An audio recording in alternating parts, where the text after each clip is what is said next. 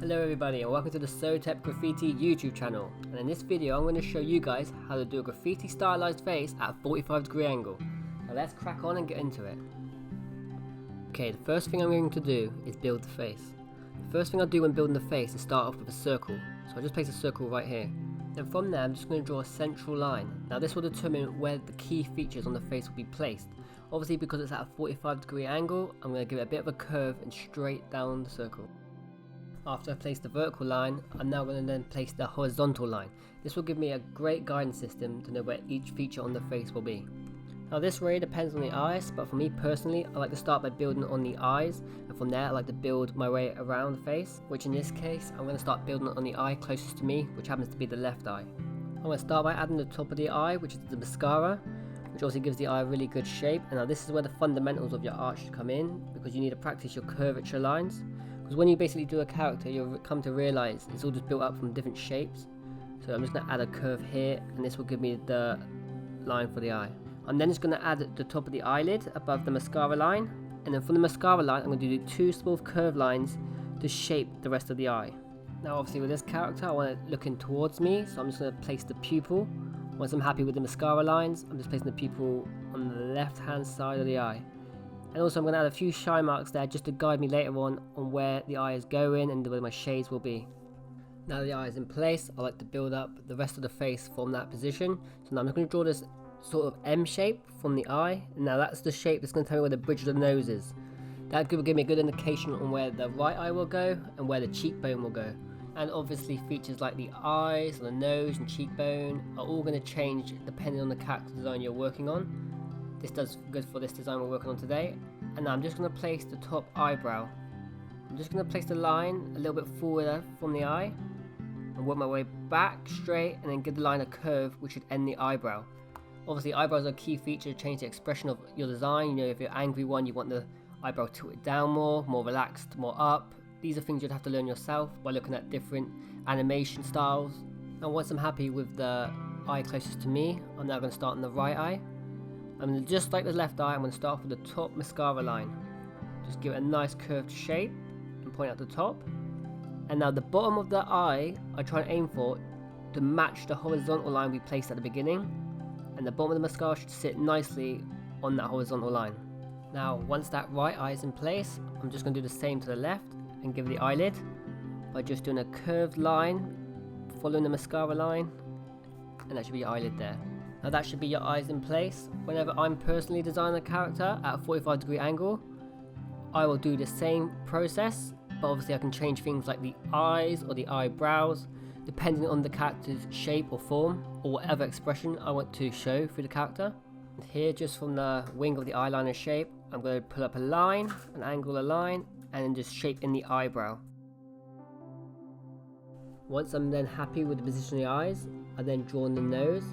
I draw a circle just on the bottom of the first circle we drew as a guideline and match it up with the center line. And then from there, I draw two little curvature shapes, left of the side and right of the side, to highlight the nostril and the frontal point of the nose. And just like the eyes, the nose will be different depending on the character design itself.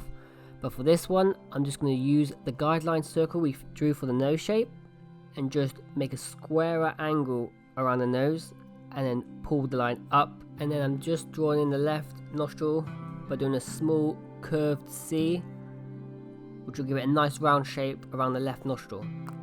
And once the nose shape is in place, I'm just going to add a few guidelines on the right eye underneath, just as a guideline. This will help me later on figure out where different shades will be on the character. And I'm just also going to add a shading line on the nose, which is a small curve with a little loop, and I shade downwards from that line. This gives the nose a much more three-dimensional look.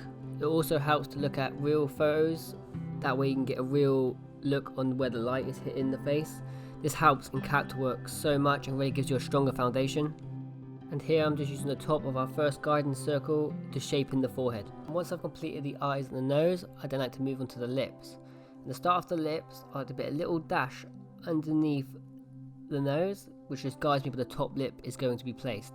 Then from the end of the dash, I like to draw a line to the left, just so that line falls just underneath the middle of the eye. And now for the bottom lip, we're just going to draw this wide U shape.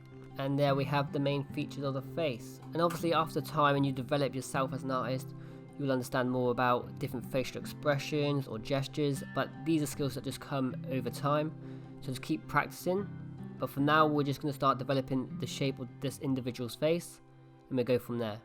And for this character, I'm just going to give it a slim face, so from the bottom lip, I'm just going to draw a line up to the eyes and connect the two.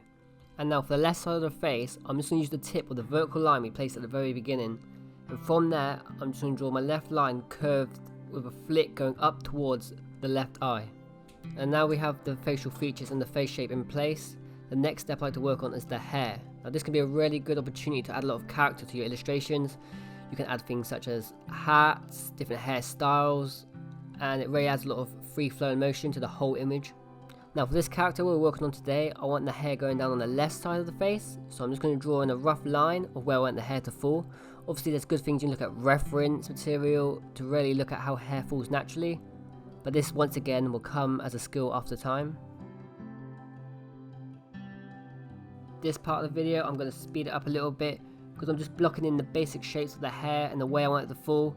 You personally can actually do this in different variations of ways. You can add things. Here I'm adding some earrings, but I'm just really getting a basic shape of how the hair will fall.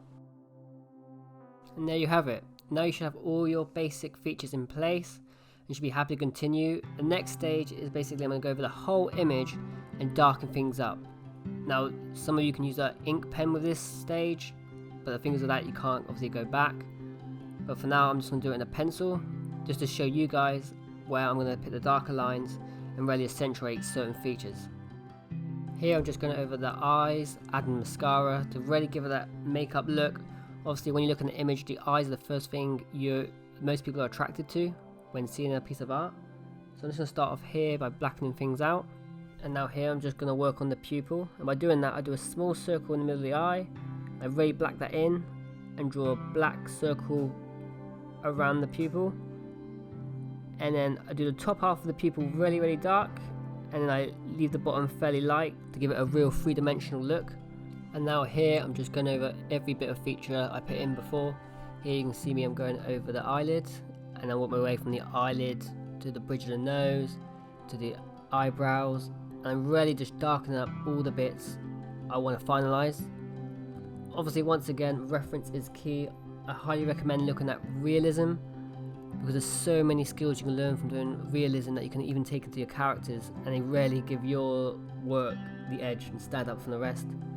So once again, learn your fundamentals and you should be good. Okay, now I'm just going to speed it up once more, because now I'm just literally going over everything we put in the beginning and just building off that. Just darken up areas you want darkened up, adding a few bits of shading, just really picking up the areas you want to keep. And also you can use a rubber to take out the guidelines now because they're not needed. You have the guide down, you have the shape of the face. Now if you really wanted to, you could leave it there, but for this tutorial I'm just going to add a few extra things to the face, and you can do anything you want here too yourself. You don't have to stick to what I'm doing, but for now I'm just going to add some Chicano style makeup. So I'm just going to add a few lines up here, and then I'm just going to add the makeup to the other eye now.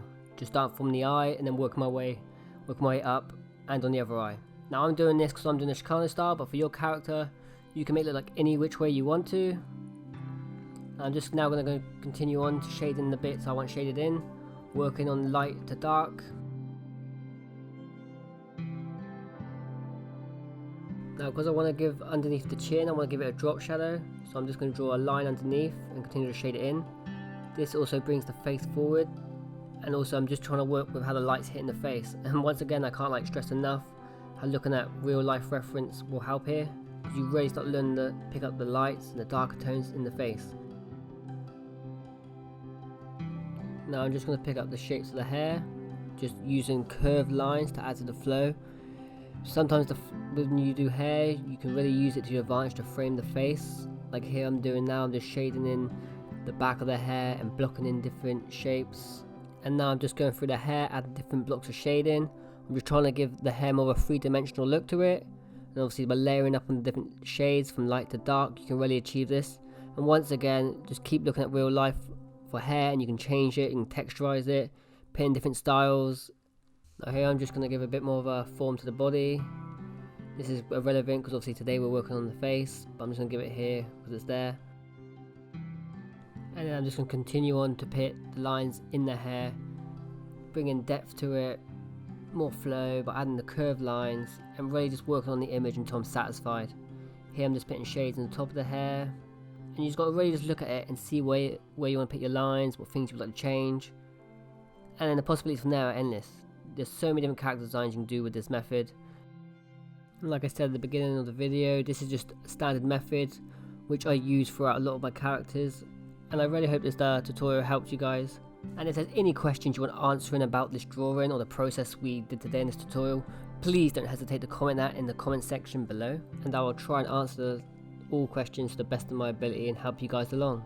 And I'd also like to give a huge thank you to my supporters on Patreon who actually make these videos possible for me to bring these tutorials to teach others, and they are Michael Martinez, Mark Bell, Sammy D and Jeff Palmer. So honestly, from the bottom of my heart, thank you. And if you'd like to join my Patreon and get yourself some free prints, stickers and more tutorials, you can do so by clicking the link in the description.